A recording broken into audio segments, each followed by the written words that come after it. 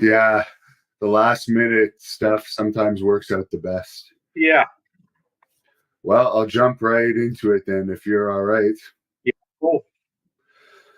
This is Hannibal here from thehannibaltv.com, and I'm with legendary NWA wrestler Magnum TA. How are you doing today, sir? I am doing great. I am so looking forward to this year winding down, and looking forward to the holidays. And I couldn't be any better. Well, I'll jump right into it. I know you were an athlete growing up. How did you end up becoming a professional wrestler? Well, I was going to college, wrestling in the collegiate world, and this was back in 1979. And about the time I had these great aspirations of being an Olympic wrestler. Dan Gable was my hero growing up, and that was the same year that something going on in the world of the U.S. was boycotted the Olympics. So the moon and stars weren't lining up well in that aspect, and I was working security while I was going to college in bars in Virginia Beach, one called Rogues and one called Peabody's, and several of the wrestlers were coming into the club where I was working, and I started talking to them, and the light bulb started going off. I started seeing the opportunity of what a profitable living somebody could make in that endeavor. And so I just started changing my mindset and seeing what I need to do to continue expanding my physical capabilities and then taking a shot at making it in the big leagues. As far as your training for professional wrestling, who trained you and how difficult was the training in those days? So that's interesting. So I had no like wrestling school or formal wrestling training like so many have those stories. I came to be friends with a fellow named Buzz Sawyer, and everybody's probably very familiar with the Mad Dog Buzz Sawyer, and he was wrestling tag teaming with Matt Bourne in the Mid Atlantic area where I'm kind of from. I grew up in Chesapeake, Virginia, and Buzz, uh, long story that I really don't even want to delve into out of respect for the past and the deceased. But Buzz was ended up being the guy to break me in. But my training consisted of 2 hours in the ring in up in Portland, Oregon, in Don Owens territory with Buzz and Princess Victoria, was from the Pacific Northwest. And we worked out in the ring for about 2 hours. Buzz showed me how to hit the ropes, grab a headlock, take a tackle, uh, do an arm drag, do a couple moves. And then the very next day, I wrestled Buzz on live television for Don Owens. Unbeknownst to me, Buzz had told Don that I had been working for 6 months down in Louisiana for Bill Watts, which I had been down in Louisiana, but I hadn't been wrestling. I hadn't been in a wrestling ring yet. And Don never checked it out. And so I had one day of training, and then I was booked 7 days a week from then on out, and learned everything I learned about the wrestling business live in the ring, working up and down the road. So I guess that first match against Buzz, you would have done mostly amateur wrestling stuff to not expose you too much. Actually, we did the headlocks and the tackles and the hip tosses and all the little spots that he'd showed me the day before. And then after that, it was tough because I didn't even know the jargon and the lingo. Somebody said one tackle, drop down, get it again. I didn't even really, I couldn't process all that. But to put it in perspective for you, the Barbarian was breaking in at the same time and was in that territory, and he was just as green as I was. And I had lots of matches with him and guys like Lord Alfred Hayes and Matt Bourne was there, and just a plethora of talent. And I just absorbed everything I could like a sponge to try to learn and try to get the grasp of what was going on. And I was in a crash course of learning for for 6 months in that territory. It's amazing that the Barbarian is still wrestling today and still looks fairly similar to how he looked back then. Well, it's his great Samoan genetics is what it is. And he was a beast when I met him, and he's still a beast today at 60 years old. So, yeah, it's a testament to what they turn out there on that island. Did you ever see him in action in one of his bar altercations after he got some alcohol in him? No, I heard the stories. I was with Dusty when they had to send his mama send the wife out to California to pick him up after one of his escapades out on the West Coast. But I was fortunate enough never to see the Barbarian really in his full glory in alcohol induced mayhem, so to speak. I haven't heard too much bad about Don Owens' territory up in Portland. How was your experience overall there, and what was your most memorable feud up there? Well, to be honest, I I really was doing nothing but working. The bottom of the card. Playboy Buddy Rose was there, and uh, Jay Youngblood was in the territory, and it's really kind of a vague remembrance because I was so green what I was doing. I mean, I would go to Jesse Bar when in his towns and help him set the ring up. I would do anything that it took to get experience. Some nights I'd work the first match with somebody and do a 15-minute babyface Broadway, and then go put a referee shirt on and referee 2 or 3 matches.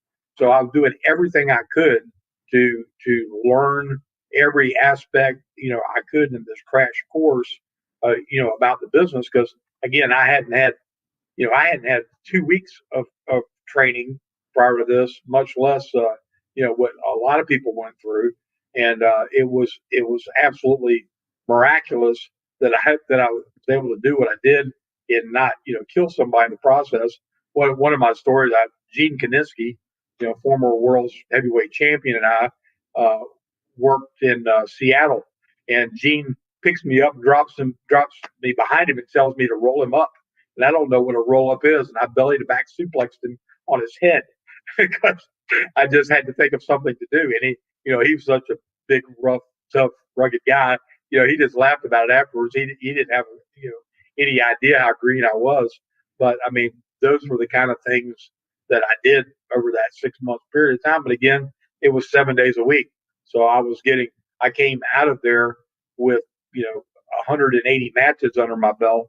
That in today's time would be more than most people get to work in a year. So it was baptism by fire, but nonetheless, Don was a fair man. The payoffs were fair, and I can't say enough good things about him. I got to see Don back at the NWA convention later on in my career when I made it to the top, and I can't say enough good things about the man. I understand that it was Andre the Giant that gave you the Magnum TA name. How did that come about? So when I was in Portland and working there, breaking in, Andre came to town. Well, whoever had the biggest car drove Andre around, and I had this big Olds '98 4-door monster car that he could fit in. So we drove around, got to know each other, kind of formed a friendship. My first 2 months in the business, and then fast forward to 1982. Broke in '80, started in '80, 1982, 82 and a half. I'm in championship wrestling in Florida. Andre comes in. Now I'm a little seasoned. I've had a lot of ring time, a lot of matches, and I'm starting to be somebody it's hard not to notice. And so Andre says to me over breakfast one morning, he said, "You look very similar characteristics to that Magnum PI guy on that television series." He said, "You need a name that people can remember, something they can associate with." He said, "You should be Magnum TA." So he was working for Vince Sr. at the time. He was getting ready to go back up to New York, and he was going to pitch the idea to Vince and bring me to New York as Magnum TA. But before that could happen, Paul Orndorff made the jump from Mid South to go to New York, and Ernie Ladd was booking for for Bill. He gives me a call in the middle of the night, says, "Hey, there's a spot open here on top. If you want it, it's yours." And so I ran with it. Uh, went to work for Bill, and that's where I took on the Magnum TA name. How was that territory for you? I understand the money was good and the travel was very hard and the matches themselves were very hard hitting. Bill Bill came from the Eddie Graham, school of psychology and wrestling and credibility, and so he wanted everything to be as hard hitting, as solid, as believable, as attuned to a wrestling contest as it could be depicted, and he was very much had that ingrained in his DNA, and anybody that spent any serious amount of time with him, rubbed off on. I mean, Bill's the one that taught me how to throw a punch. Up into that part of my career, I don't even like throwing forearms and whatnot, and he taught me how to throw a punch. It was like a Bill Watts punch. It was stiff. It looked good, but it was stiff. There's no way you could see through it, and I learned a lot. I call my time at Mid South my graduate school work of my career, because it was the first opportunity to work on top and to do main event angles and get a lot of mic time, and get to do the kinds of things you have to do to be a main eventer and to take on the responsibility of helping to draw big main event money. And it was under his tutelage and Bill Dundee, who came in as the booker, that I learned what it takes to be a big money ball player, in our industry.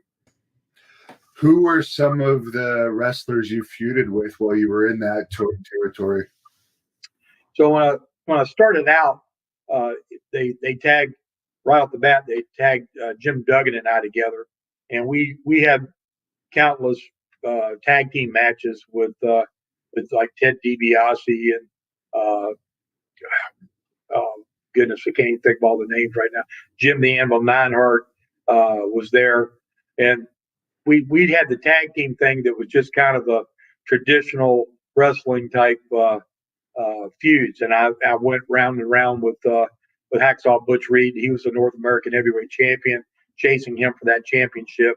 But when Bill Dundee came in, he's the one that helped pop the territory and take this cast of characters, this young Magnum TA, and turn that into a feud with Mr. Wrestling 2, and bring in the Midnight Express, who we put heat on them to the moon, and set them up to have a tremendous run with the Rock and Roll Express.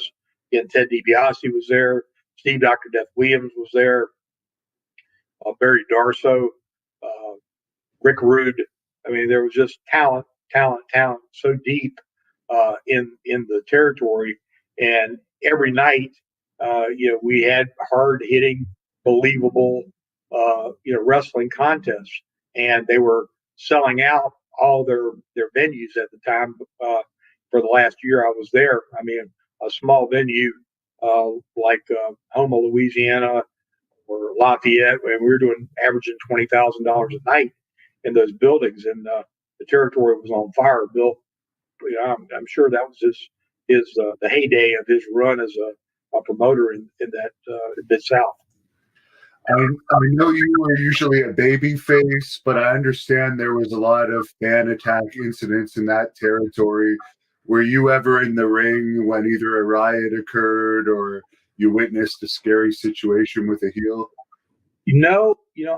I never did. I heard those stories, and I know they're true, because I mean JYD, told me countless stories like that.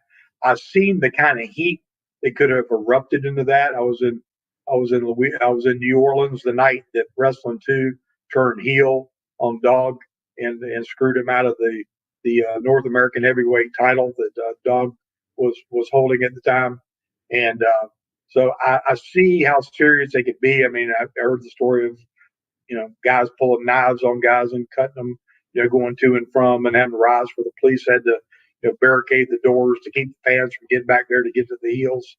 Uh, I mean, they were very serious about the wrestling, and when you mix that Cajun flavor to those kind of fans, like in Baton Rouge and some of those towns down there along the coast, you had a real recipe for something volatile if you didn't give them what they wanted. And as far as the Florida territory, you mentioned earlier, Eddie Graham was a genius as far as booking. How was your experience working down there, and who were some of the bookers at the time? Because I know Eddie often had Mike, Dusty, and Kevin Sullivan helping out. So I was working for Joe Blandard in San Antonio. Mike Graham comes in as the junior world's heavyweight champion for a guest spot, and him and I hit it off and have this like immediate bond. And again, I've been in the business like 1 year at this point. Mike goes home, tells his dad about me, gives me a call, said, "We want you to come to Florida." I go to Tampa, and I get there. Dory Funk Jr. was the booker, and territory was doing so, but I got to travel with Eddie and Mike every day for the first 6 months. And I stood in the back with Eddie watching the matches and him telling me what was good, what wasn't good, taught me the difference in selling, registering, dying, what a babyface needed to do, all the things you need to do to establish yourself and tell a story in the wrestling profession. So with somebody like that in your ear every night is just the value of that you can't even put a number on. And 6 months into that journey, Dory leaves, and in comes this charismatic guy that I've never met before in my life, American Dream Dusty Rhodes. Dusty and I had never met. We make a couple of road trips together, and next thing you know, we're like tied at the hip. And Dusty then gives me a whole different education. Now all of a sudden, besides just the scientific and hard hitting and all the things that Eddie, preached and talked about in angles and those kind of things, I got this very charismatic view of somebody else with, different types of psychology. And it was, magical to see the things Dusty could do to manipulate a crowd, and just all those kind of things. So on the heel side, yes, we had Kevin Sullivan, we had Angela Mosca, we had Mark Lewin, and just Bobby Duncan, all these guys that were just incredible. Jake the Snake Roberts, and I got to work with all these guys, and I got to get a lot of ring time because Dusty gave me the opportunity, but knew I needed polish and ring time and work. Tagged me up with Brad Armstrong and with Scott McGee, and we were tag team champions. But we'd go out there and wrestle 30 minutes every night with whoever the challenger was. So I was getting a crash course in psychology and learning, how important the interviews were, the being tapping into your charisma, learning how to relate to the audience on a different level. And again, it was a priceless education and experience I was getting in such a short period of time that some people would have taken 10 years to get to experience the things I got in the first two. You mentioned you worked for Joe Blanchard. There's a lot of Texas wrestling fans on this channel. I was wondering if you could share some of your memories of wrestling in Texas. Well, I loved it out there. I love the culture. I love the food. I loved everything about it, except for the fact that I was just an underneath guy trying to learn my way. Trying to learn the craft, trying to figure it all out. One of my big takeaways from that point in my career, I've been in the business 6 months, and so I'm modeling myself out of people that I can somehow relate to. And I was watching the Road Warriors and what they were doing, and I just thought that was so cool. So like they were this bigger than life, freaks of nature.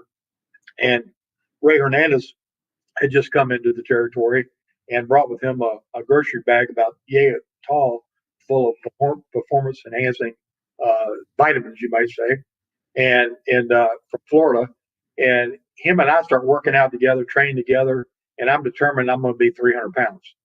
And I got up to about 270 in about 2 months of working out with Ray from 230 where I started. And I walk into this dressing room one night, and Bruiser Brody was in town, and he looks at me and said, "Kid, you're looking great." He said, "You look like $1,000,000." He said, "But I want to give you a little bit of advice. If you want to make it big in this business, don't do it just based on what you look like and something that you can't maintain year round. Learn your craft, learn the skill sets, learn the mic work, and find a place physically that you can maintain 12 months out of the year and be healthy." And a light bulb went off because I realized I was like gaining weight. I was turning myself into a monster, yet I could tell it was pulling down my cardiovascular wasn't as good. My endurance wasn't as good. And I said, I'm going to find a happy medium somewhere where I can find a good shape for myself, but try to be the best skill set that I can possibly be. Because even from the day one, I had this goal in my mind that I one day wanted to be the best. I wanted to be a world champion and recognized for my in the ring work. And Brody turned my whole ship around while I was there, and I never looked back. I shied away from the performance enhancing drugs. I shied away from anything other than being best technician and student of the game that I can be. So some people talk about Bruiser Brody as if he was a bully and out for himself, but in your experience, he was actually helpful to you as a green wrestler. He, knowingly or unknowingly, had one of the most dramatic effects on me anybody can have. And then later on, when I went from working for Joe to Florida Championship Wrestling, he and Stan came in, and I didn't know anything about their reputations or them being rough with people in the ring because I worked pretty snug, and I thought that's the way you were supposed to work from the beginning. That's just the way I work. So when they came to Florida, they had the battle royals going all around the loop, and it's so funny. Stan and Bruiser both would only they'd let me throw them out of the ring, and they didn't want anybody else to touch them. They didn't even want to deal with anybody else. So they were like somehow took some liking to me early on, and I never had one bad experience with either one of those guys. You mentioned about your size at one point getting close to 300. The fans on here always like to know your best ever squat, bench press, and deadlift. So I didn't max when I was at my biggest. When I was in my best shape at 240, I could do reps with 405 on the bench. I could incline 405. I could do seated militaries with 275. I had a lot of shoulder and back strength, and I had a lot of lower back strength when I was 167 pounds in high school wrestling. I could deadlift 450, and I have to think that at 240, I probably could deadlift quite a bit because that's where the belly to belly came from. I realized early on in my career that if I can waist lock anybody, if I could get my hands around them, I could suplex them whether they wanted to go or didn't want to go. And that's where the belly to belly suplex ended up being my finish because I realized early on if you ever got the chance to be a star and work on top, you had to have a finish that you could do to a seasoned veteran, with him working with you, or some underneath green guy that maybe, didn't know a wristwatch from a wrist lock. And so I had some pretty serious back and upper body strength that was all geared towards keeping me strong because I wasn't trying to be a bodybuilder, but I did want to be strong and be able to handle myself in the ring and to move bodies around and do the things that we had to do to portray the contest that we did. When would have been the first time you met Ric Flair? I met Ric Flair for the first time on Mike Graham's boat in Tampa, Florida. Uh, he came in to the territory. He was a champion. He was dating Beth then. They weren't even married yet, and we all went out boating out in the Tampa Bay on Mike's offshore race boat, and spent the day. And so we met back then. We weren't in the ring together, anything like that. My first in the ring meeting with him was when I was the North American champion for Bill, and we wrestled. I believe it was Tulsa, Oklahoma, and that match and that timing, uh, I think, was some of the precursors to me coming to work for the Crockett's. As far as his daughter Charlotte, have you seen much of her? I've known Charlotte since she was 3 years old, and every time I've seen her, I saw her as a teenager and as a college student, uh, at her mom and dad's house here in Charlotte, at Christmas parties and things, and talked to her, and I've seen her on a handful of occasions since she broke into the business. The last time I really got to spend a significant amount of time with her was at her brother's funeral, which obviously was, terribly, sad, traumatic time. But I followed her and stayed in touch with her, and so proud of the career that she's had for herself so far, and I'm sure the best of her is still yet to come. I mean, she's been off this last year, rehabbing from some surgeries. I think she's going to definitely make a mark that'll be maybe not that of which her father did, because that's just a hard mark to follow, but certainly as an athlete and a performer, she's second to none.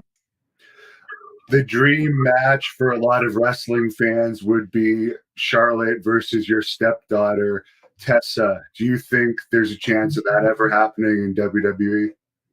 I think there's I think there's always a chance of something of that magnitude happening, because they're business people, and Tessa is uh, got a special, unique charisma about her that gives her that it factor.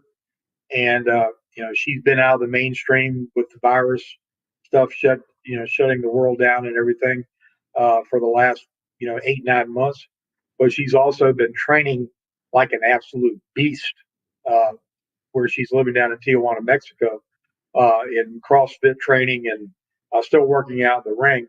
But she's absolutely the best physical shape of her life, and only getting in better physical shape. So she's 25 years old.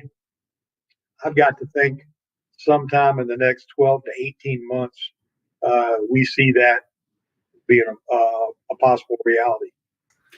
I know you had a hand in her training. What aspects of her training did you help her with when she was learning the ropes? Well, to be honest, she trained with George South here in Charlotte for months before she ever let either myself or her dad, Tully, know what she was doing. She, like most young kids and teenagers, went through her little wild child, spree in her late teens, and it and kind of found her way to the wrestling door of George to try that out, because she'd gone to the Hall of Fame ceremony with her dad when he was inducted, and I think the seed was kind of planted in the back of her brain then. But after she worked out for a while, I went and watched her work, and watched her in the ring, and I told her then, I said, you're really not that good yet. I said, but you have that it factor that you can't buy and you can't learn. You got that thing that's undeniable. And I said, so what you got to do is just work harder than anybody around you, and get to the highest level your physical game can be each and every day, so that you can capitalize on that, because it takes time to learn what to do with that thing. And especially in today's time where they can't go up and down the road and wrestle 7 days a week like we did back in the days when we were coming into business. And they've got a social media tool in their belt that they're able to capitalize on and other things. But still, when push comes down to shove, when the bell rings, you've got to be able to perform bell time to meet the hype. And she has really brought her skill sets up amazing over the really short number of years that she's been in the business. I mean, it's 5 years technically, but if you put all that in a bucket, it wouldn't amount to what we used to be able to do in 1 year.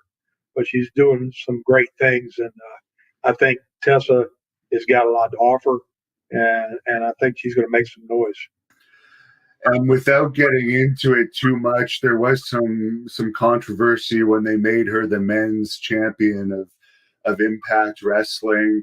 Then, from what I understand, it had something to do with the coronavirus, why she didn't come back and drop the title before her contract. And well, side to it, because she hasn't really spoke about it. We've only ever heard Impact's side of it, and they've been known to spin the truth in some other cases. So I was just wondering. Well, I knew from the moment they came up with the idea of making her this intergender, now the the world's heavyweight champion, that they were going down a dangerous path. And they came to our home here in Charlotte and filmed a special with her mom and I about it. And I support Tessa because she's my stepdaughter, but I'm not a big fan of that portrayal of men and women in the ring. Not because women aren't capable or anything else. It's just I don't ever like anything that depicts a man being physically violent with a woman. I mean, I've got a young daughter that's 13 years old, and whether today they know it's all a work or not, is still not a portrayal that I'm real comfortable with. So I told her that I knew that she'd reached the pinnacle of what could do with that organization. Of course, we didn't know this virus was going to come along. And the fact of the matter is they had wanted her to extend her contract and do different things, and the the the the opportunity that experience with Impact afforded her was a step in her growth in what she was doing. But she needed to move on from that. So because she hadn't extended that contract, they were paying her, peanuts for one thing. But on top of that, she had met all the contractual dates that she needed to meet. So all I told her was, "Hey, yeah, we want you to work one more shot." I offered her up the psychology. I said, "Take whatever their top paid guy is, and figure out what that would equate to in 1 month's salary, and say, hey, if you want me to come in and do this, since I've met my contractual obligation, this is what it would take for me to come do it." And it wasn't a ridiculous amount of money as was rumored on the internet. It was just, hey, this if we're going to extend it for the equivalent of what you're paying your top guy. And they didn't want to do it. And that's really the truth. So, in other words, they put themselves in that situation over money. Yeah. Now, as far as going to the Crockett territory, how did that whole situation come about? We know you were friends with Dusty and Flair. I assume they had some pull there at that time. They did, and Dusty and I were more than business friends. We were like he was like a brother I never had, and Dusty had gone to the Crockett's, and I was working on top for Bill, and our territory was on fire. And so when Dusty left Florida to go, take the book of Crockett's, he takes Barry Windham with him to be, Joe Namath, be the star, be the the name to the brand to lead the company. And the territory was on its rear end. I mean, top guys were making, $500-600 a week. and you can't run up and down the road 7 days a week and only make $500-600 and pay your bills and your expenses and everything. It just, the math doesn't work. So Barry was very businessman minded in his head, but his friendship with Dusty put him in a awkward position, I guess. And rather than just say, "Hey, I need to work a notice and leave," evidently Barry just up and left kind of unceremoniously with everybody with no plan B. So Dusty and Jimmy Crockett called me in the middle of the night one night while I'm there in Louisiana, and says, "Hey, uh, this is what's happened. I know you're on top. I know you're in a six-figure position, and we can't." And Jimmy got on the phone. He said, "I can't guarantee you six figures, but what I can guarantee you that if you come here, we will put our whole force behind you and push you like you've never been pushed, and give you the opportunity to be the biggest star that we've ever had." And and because I believed in Dusty, and it was a chance to come back full circle because I'm from Virginia. It'd be an opportunity to wrestle in front of my family and all the people that I'd grown up with, and have an opportunity to be on top and utilize the skills that I've culminated over the last 5 years, and get that chance to really be the world's heavyweight champion like I'd always endeavored to be. And one of the first people you feuded with there, from what I understand, was Wahoo McDaniel, who is quite an interesting character. What was it like being in the ring with him? I heard he was very hard hitting, to say the least. He was right down my alley because here I've just come from a year and a half with Bill Watts, who, if you don't lay it in, or if you do anything that you can remotely see through, he'll either find you or fire you or just blackball you something, because he is so intense of a guy.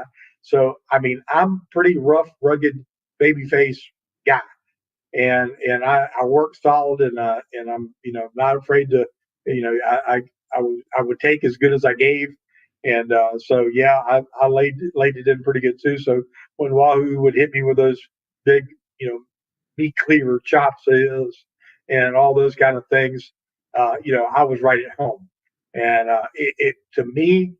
Uh, Growing up watching Mid Atlantic Championship Wrestling, I'd watched him and Johnny Valentine feud over the big bowl of silver dollars, the goldfish bowl of silver dollars, that beat each other to death. So it was like an honor for me to step in with this guy that to me was legend. And you know, when he eventually passed the U.S. title to me in a cage match in a sold out Charlotte Coliseum, which was his home base, and puts me over right in the middle, 1, 2, 3, with a belly to belly suplex, no slip on a banana peel, no out, no nothing, nothing but respect for that man. I mean, I've told that story 100 times if I've told it once. The greatest single victory in having my hand raised in front of a sold out crowd was that night with Wahoo. And I understand from talking to Kamala before he passed, the match that you had with him at the Great American Bash, I guess he didn't want to lose because there was no future for him in the territory, and they wanted to put you over, obviously, because of the big push. Were you experiencing any of that, those problems with the booking backstage before that match, or did you just go in there and wrestle and get the finish like it was just a regular match? Yeah, to me, it really was irrelevant. I learned from from Bill and from Eddie Graham. I could get myself over whether I had my hand raised or I didn't have my hand raised, whatever. The story I told during the match is what made me believable to the people, made the people want to be behind me. So whether I got a clean win on somebody or whatever, it was the contest that we portrayed and how the battle played out, which was kept my fan base growing. I remember. So yeah, I remember the deal, and Kamal was going to go to New York, I think, and so he didn't want to do the favor right in the middle of the ring. But we gave the fans the pop. We got a DQ, but then I throw them in the ropes and belly to belly them, and the whole 16,000 people are chanting 1, 2, 3. So we gave them the pop. We gave them everything they wanted. The win with a suplex was really irrelevant. The only other guy that there was ever an issue with was Bill Eadie, because he was a mass superstar and a big star here in Mid Atlantic, and he'd come in to work a shot or do something, and Dusty wanted him to do the favor, and he didn't want to because he felt like he still had potential to come back, maybe at some point in time, and didn't want and thought it would somehow be a disservice to him or whatever. And it didn't hurt my feelings any. I mean, probably pissed Dusty off, or maybe Jimmy, but and we worked some DQ or something. But I mean, you know, I was in the ring with the best of them. And before I got my push, I put over everybody and anybody on the planet. And when I left Bill in Mid South, and when I'd been on top, I gave my notice and worked for 6 weeks, a 6 week notice, not a 2 day, not a 2 week. I worked 6 weeks and did the favor for every single person in that territory that had been putting me over for the last year and a half. I mean, that's just the way we did business back then. It was a work, and we would never none have got over without each other contributing. How important was kayfabe back in those days? I know Bill Watts was very strict on it. I'm not sure how strict Crockett was, but I'm sure he was fairly strict as well. Well, Bill, hands down. I mean, no heels and baby faces were on the same side of the building dressing, never traveling together, never allowed to be out in public together. That just that wasn't tolerated. In Crockett's, it was the same way, but it was such a bigger machine. At our peak, we had 200 people working for the Crockett's, all living in Charlotte. So like Flair was like back and forth between a baby face and a heel, so he could kind of associate back and forth. But like Tully and I, or Arn and I, Nikita and I, we were all always on the polar opposites of any type of outside uh, to the public's eye situation, always. And yeah, kayfabe was big to the point where they wanted to shoot angles where we actually ended up getting arrested from hiding in public and stuff like that, just to further an angle. So it was pretty seriously held as the holy grail of how to protect the business. Even the mid '80s. I heard that they did some angles too with like Ricky Morton and Ricky Steamboat where they'd sandpaper someone's face just so when they're walking around, they would look like they were legitimately beat up. Did they ever do that to you? Oh no, they didn't do it to me. I did it to myself because I'm just such a you can't tell me anything I can't do, and hardcore guy. We did the angle where the Andersons had jumped me, had done something, and were supposed to have like plowed my head across the carpet, and I took a towel and friction burned the whole side of my face like in a big half moon, and it looked horrible, absolutely horrible. And on top of that, it hurt worse than anything afterwards. Not when I did it, but afterwards, I've never had such pain from anything in my life. It just was like somebody had taken a blowtorch to my face, and I did it to myself. So yeah, I can relate to it. And you worked a lot of the territories where there was said to be a lot of groupies back in those days. I don't know if you were married when you were on top in those days, but how was it compared to now where you don't see as much of the screaming girls everywhere? There was I didn't know so many women existed. Uh, to be frank, I mean it was if there had been cell phones in the '80s, we would have all either been divorced, shot, or locked up. It was just absolute insanity. We were in a different town every day. We were flying on jet planes that we the company owned, and we still weren't coming back. We were just hopscotching all over the country on planes, and I mean there was women in every port throwing themselves at you everywhere you went, 7 days a week, sometimes 3 4 times a day. What do you think it would take to bring wrestling back to that? Because it just doesn't seem like it's like that anymore. You can't. You're never going to. I mean, first of all, everything evolves, it changes. It's just like watching. I grew up watching John Wayne and Clint Eastwood, westerns that mesmerized me back in the day. I probably couldn't get my 13-year-old son to sit and watch 15 minutes of any of those programs because it's a different culture, it's a different time. Uh, to to create the insanity that we were able to create and the emotion from fans and women and old people, young people, everything, the kayfabe part of it and the illusion that we were able to create and make people, question the entertainment they were seeing. They thought they were seeing, something that they were living vicariously through, and it was this, live in the round soap opera that we were portraying every night. And the emotional investment was so high because of that. When it all just became entertainment and like watching a movie or watching a sitcom where it's not real, it took that magic away. And I don't, today there's probably some of the greatest athletes I've ever seen doing things that are, unthinkable, but they're so unrealistic that, they don't have the effect. When you watch Brock Lesnar, suplex, somebody 15 times and yet nothing, but yet they won't get up and walk out. And this is a guy that's legitimately one of the biggest badasses on the planet. I think to myself, well, if I'm watching this and I see this guy 30 years ago that when he hit this move, nobody got up. I'm thinking, well, that big bad looking guy must not know how to do it right.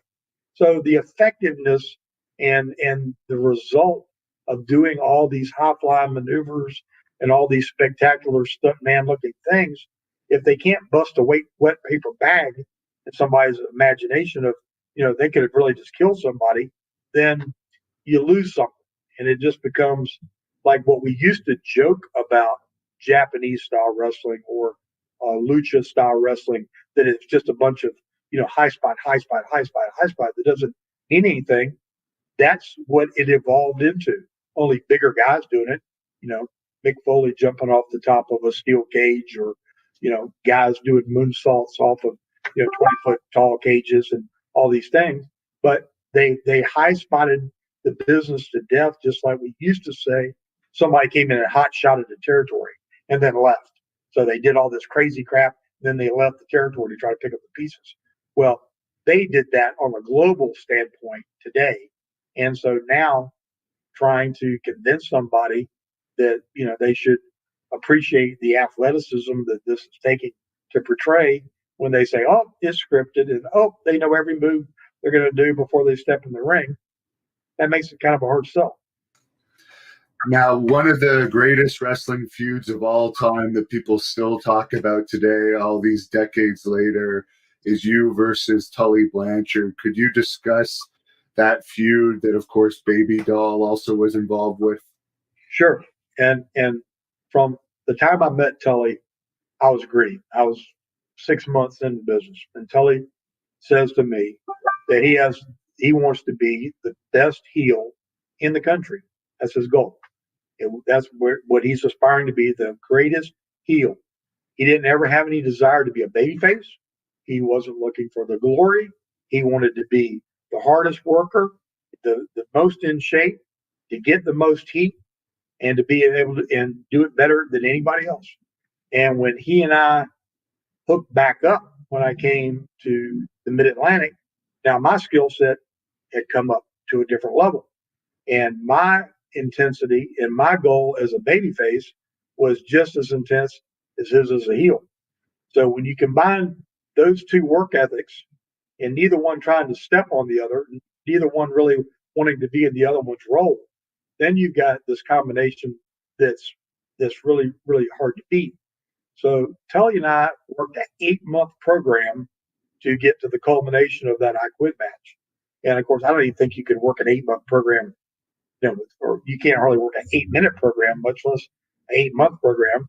But we took that battle and all the back and forth things that led up to that match, all around the United States for 8 months prior to, having the blow off match of the I Quit match. And at the time we did it, we didn't even realize, we didn't even think about the significance of it, because we had done that same kind of thing, short of the chair and the eye. We had done that and more in places where it wasn't televised. So when it finally gets captured on film, and with all the intensity that led up to it, it was like we made a classic and we didn't even realize it. How did you two get along outside the ring? Because I was there when you got your Dan Gable Hall of Fame induction a few years ago, and it seemed like you two are still pretty close friends. Well, so I'm married to his ex-wife. I raised four of his children that were 1, 4, 5, and 7 when Courtney and I got together, and we've got a professional respect for each other that goes without saying.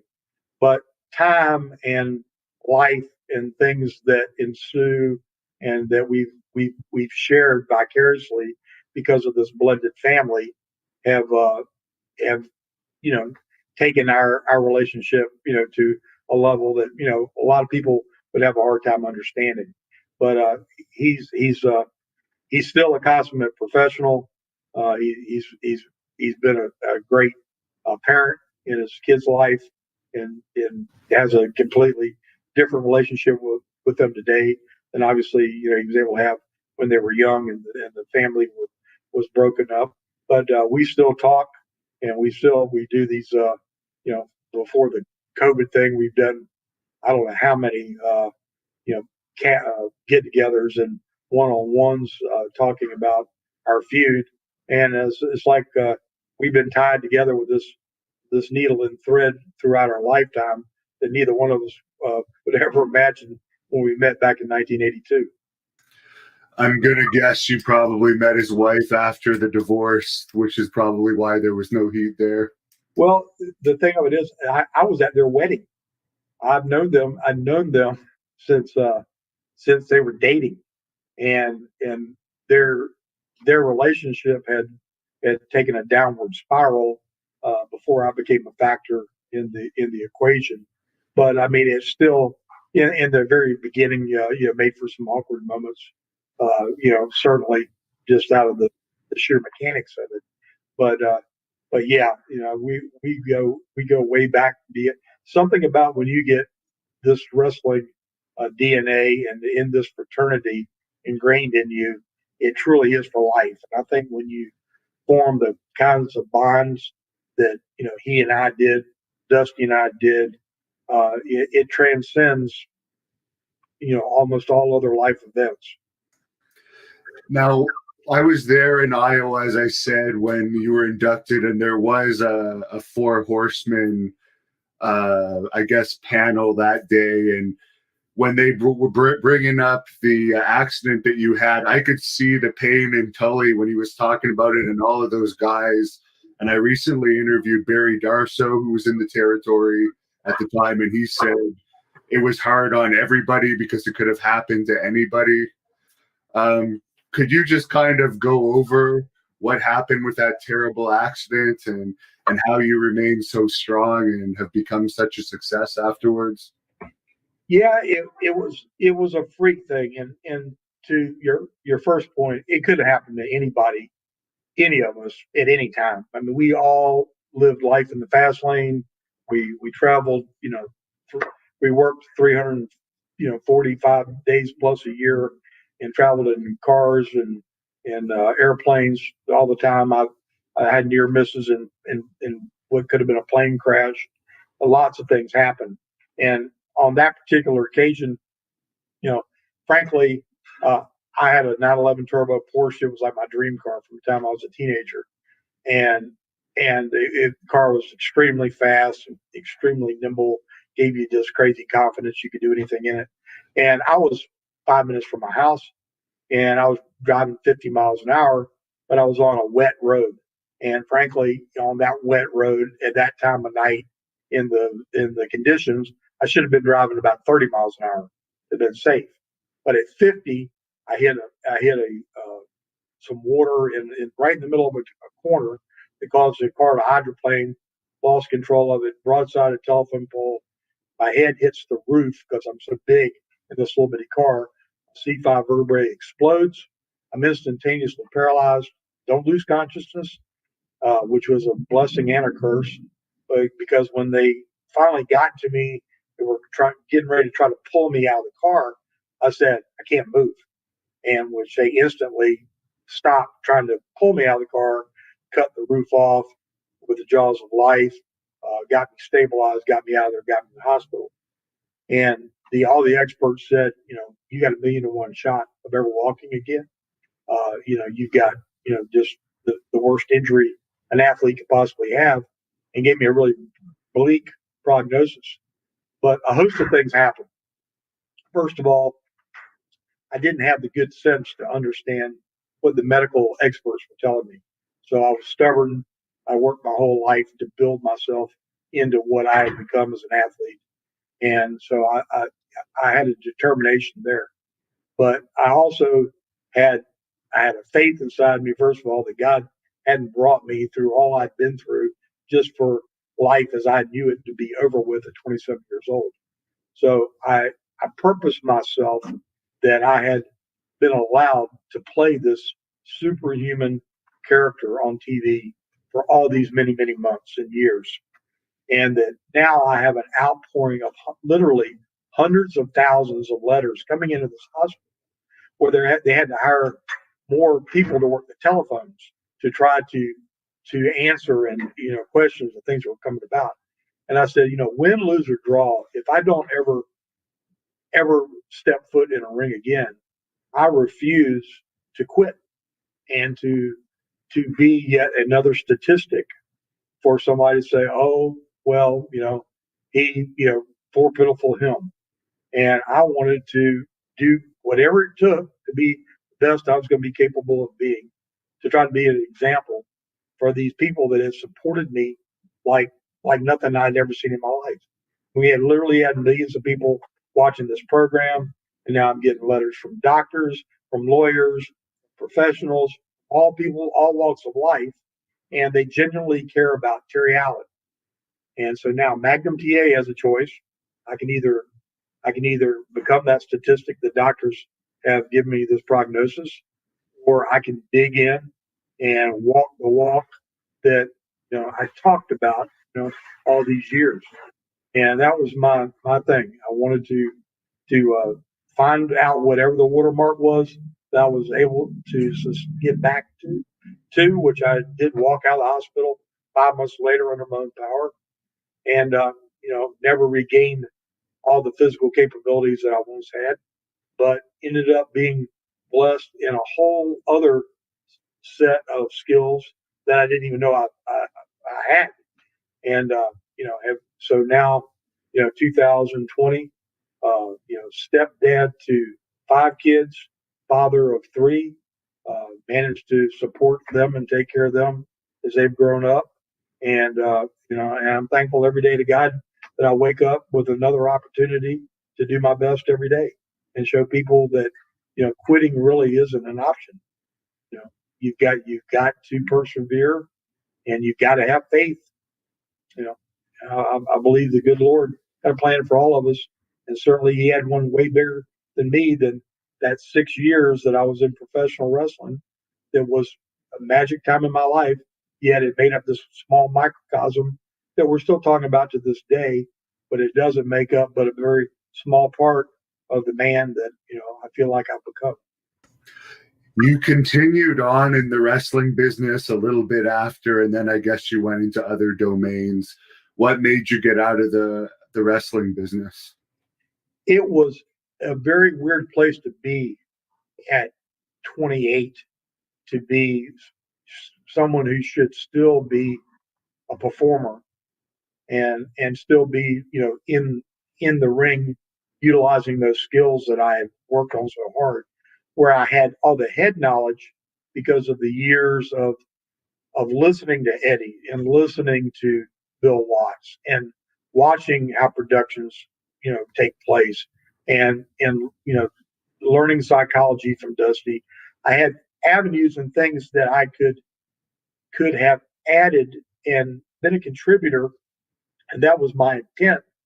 But because an evolution had taken place between 86 and 88, where the players now were not just the performers like I had been. They were guys with huge salaries, and by lieu of having that huge salary, really didn't feel like a guy like me had anything that I could tell them, that I could offer them, and give them advice about things. And when I realized that after a couple of years of doing that, that I wasn't going to be able to make a difference, and I wasn't going to be able to do anything to really improve that product, it it it was time for me to look for other avenues and something different, because it wasn't satisfying to me to just be there and get a paycheck. If I couldn't feel like I was contributing and doing something to really make it a better product, it wasn't satisfying. And the last guy I'll ask you about today is Nikita Koloff, who you were working with, I believe, at the time of that accident. Yeah, and I had just finished the program with Nikita, and we're very good friends to this day, and have um, do done multiple appearances together and signings and events and whatnot. And he's full time in the ministry work, and we're very close, very very close to this day. The guy that I was actually in the program with during that period of time was Jimmy Garvin. I had my very last match with Jimmy Garvin in Greenville, South Carolina, that night in a lumberjack match. And him and his wife Patty had just come to the territory a couple months before, and I was in this like intermediary type uh, program with Jimmy. Didn't really know where that program was going, because the next step for me was to go back and get the world title from Ric Flair. But Jimmy and I are still very close friends and have been for years, and got some great memories with them too. Do you have any social media where fans could look you up and get messages to you? Yeah, I've got a Facebook, and of course, that taps out. Can't go so far that, and I've got a Twitter. Um, what else do I have? Instagram. Instagram's probably the best place, because Instagram's unlimited thing. You can search me out on Instagram. It's under Magnum underscore TA, I think, something like that. But yeah, you can message me on Instagram, and I've got a Cameo account too that I do shout outs and answer questions or send messages to people. But as far as communicating, I keep up with the Instagram probably better than I do anything. I know you were babyface most of your career, but finally, do you have any advice for heels out there? Because I know I used to be a heel, and I know we got a lot of heel wrestlers that watch this channel. Well, I was I never actually got to work as a heel, believe it or not, and but I was a real rough baby face, and it wasn't the traditional, baby face as far as what I did in and out of the ring as far as my persona. But the thing of it is what Eddie used to tell me was kind of simple. If a heel can out wrestle a baby face, or if a heel can out fight a baby face in a straight toe to toe contest, then there's really no reason for him to be a heel, unless you just don't like his personality, right?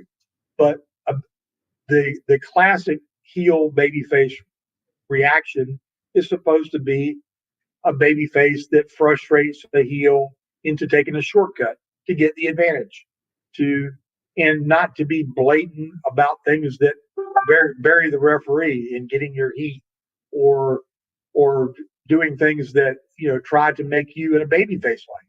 A true heel is not an admirable character, and it is a role. It's a great role, and you can't have a good baby face without a good heel. They make each other. It's the dance. But when I was when I was a baby face, the biggest part of being a baby face is not shining, it's selling. Because when you sell is when you get the people to want to make the comeback, and they want to see you win that title that's right beyond your grasp. So the heel's got to be sneaky. He's got to be devious. He's got to be willing to be cowardly. He's got to be all these things that if it's not wrapped up in your DNA to do that, sometimes it's tough. And I think that's why we've got these, like all these shades of gray today. People say, oh, well, that's just old school. You don't need to have heels and baby faces. Well, I guess what? To sell a ticket, to make somebody want to see somebody else stomp a mud hole in somebody else, you got to hate one of them and love the other one. And there's no easy way to do that unless you have heels and baby faces. Hannibal, you hear me? This is the captain, okay? Magnum's talking about sneaky and devious people, and it gets no sneakier and more devious than you. You are taking way too much of my client Magnum TA's time, and if this is the last time I see you, it's still going to be too soon. Your time is up, Daddy. That's it.